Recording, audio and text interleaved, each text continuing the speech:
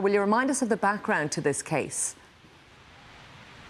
Yes, Colette. Well, Dublin Circuit Criminal Court previously heard that Gerard Callan sent a barrage of sexually explicit content and creepy messages to now Fine Gael TD Jennifer Carroll MacNeill during the 2020 general election campaign. Now, Gardaí said the 43-year-old, who we can see here leaving court today in a moment, that he used an alias to send the pictures and videos, some of which had been downloaded from a pornographic website. Now, after Ms Carroll MacNeill reported the matter, investigators identified the user as Gerard Callan with an address at Marion Place in Glynn in County Limerick. The TD previously told the court that she had been left with a cold sense of dread over the harassment, which left her questioning her personal security and her safety in the middle of a general election campaign. And she spoke today after Gerard Callan was sentenced, and she was supported outside court by Fine Gael colleagues.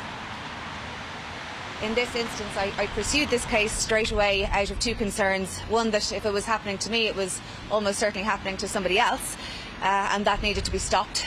Perhaps somebody else running for election, perhaps another woman in Ireland, perhaps a minor, without the same wherewithal that I had to pick up the phone to the local chief superintendent and say, look, we have a problem here.